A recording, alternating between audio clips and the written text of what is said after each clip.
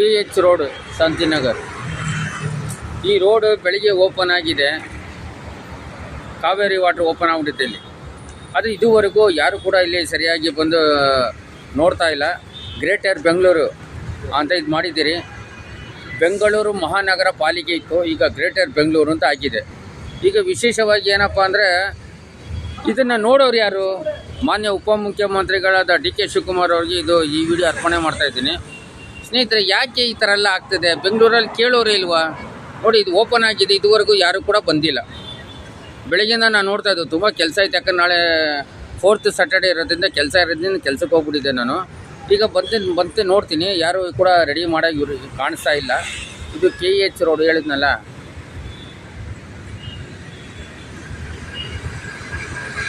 ನೋಡಿ ಹೆಂಗೆ ಹೋಗೋಯ್ತು ನೀರು.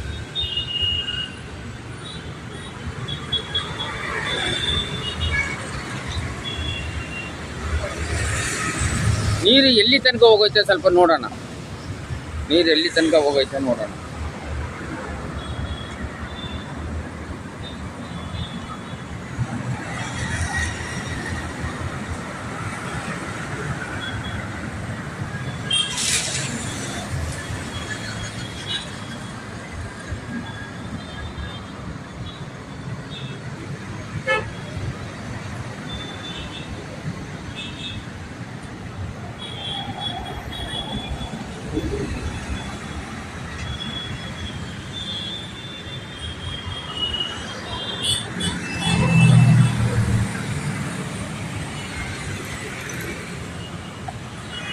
ಇಲ್ಲಿ ಒಂದು ಹೋಟೆಲ್ ಇದೆ, ನಾಗಶ್ರೀ ಅಂತ. ತುಂಬ ಹೆಸರುವಾಸಿ ಹೋಟೆಲ್, ತುಂಬ ಹೆಸರುವಾಸಿ ಹೋಟ್ಲ್ ಇದು. ಇಲ್ಲಿ ಶಾಲೆ ಇದೆ, ಏನೋ ಶಾಲೆ ಇಲ್ದಾರು ಬಚಾವು. ಇಲ್ಲಾಂದರೆ ಶಾಲೆಯಲ್ಲೇ ಈ ವಾಸನೆ ರೋಡಲ್ಲೆಲ್ಲ ಕುಡ್ಕೊಂಡು ಹೋಟ್ಲವ್ರು ವ್ಯಾಪಾರ ಯಾರೂ ಮಾಡೋದಿಲ್ಲ. ಈಗಿರೋ ಗ್ಯಾಸ್ ಕೂಡ ಸಿಗ್ತಾ ಇಲ್ಲ ಅಂತ ಎಲ್ಲ ಹೋಟ್ಲವ್ರು ಹೇಳ್ತವ್ರೆ. ಈಗ ಈ ಹೋಟ್ಲಿಗೆ ಜನ ಕೂಡ ನೋಡಿ ಹೆಂಗೈತೆ ಎಲ್ಲನೂ ಯಾವ ರೀತಿ ಇದೆ ನೋಡಿ.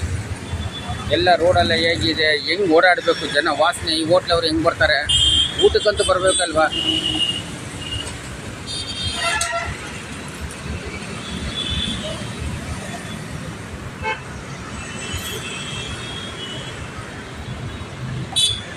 ಪಾಪ ಸರ್ಕಾರದ ಹತ್ರ ದುಡ್ಡಿಲ್ಲ. ನೋಡಿ, ಪಾದಚಾರಿ ಚೆನ್ನಾಗಿತ್ತು ಸ್ನೇಹಿತರೆ, ಎಲ್ಲ ಓಪನ್ ಮಾಡಿ ನೋಡಿ, ಓಪನ್ ಮಾಡಿ ಬಿಟ್ಬಿಟ್ಟವ್ರೆ.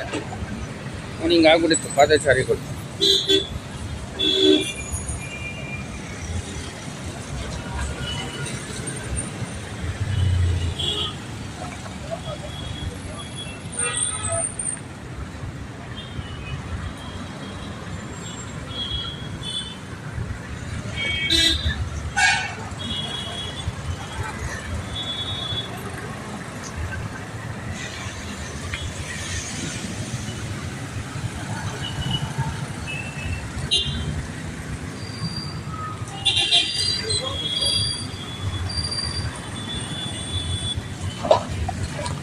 ನಿನ್ನೆ BSNL ಅವ್ರು ಬಂದಿದ್ರು ಇಲ್ಲಿ.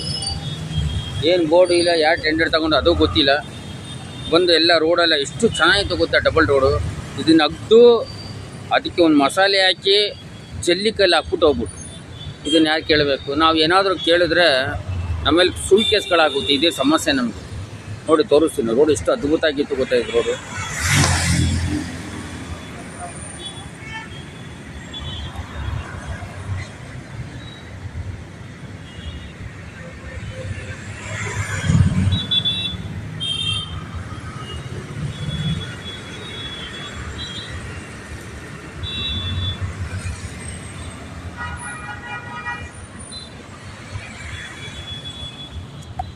ನೀವು ಪ್ರಶ್ನೆ ಎಲ್ಲ ಮಾಡೋಕ್ಕಾಗೋದಿಲ್ಲ. ಈಗಿರೋ ವ್ಯವಸ್ಥೆಯಲ್ಲಿ ನೀವು ಪ್ರಶ್ನೆ ಮಾಡಿದ್ರೆ ನಿಮ್ಮ ಮೇಲೆ ಸುಳ್ಳು ಕೇಸ್ ಬಿಟ್ಬಿಡುತ್ತೆ. ಈಗ ಇದೇ ವ್ಯವಸ್ಥೆ ಆಗ್ಬಿಟ್ಟಿರೋದು. ಪ್ರಶ್ನೆನೇ ಮಾಡಬಾರ್ದು ಯಾರು.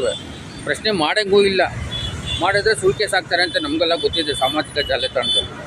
ಪಾದಚಾರಿ ಎಷ್ಟು ಚೆನ್ನಾಗೈತೆ, ಕಸ ಎತ್ತೋರು ಗತಿ ಇಲ್ಲ.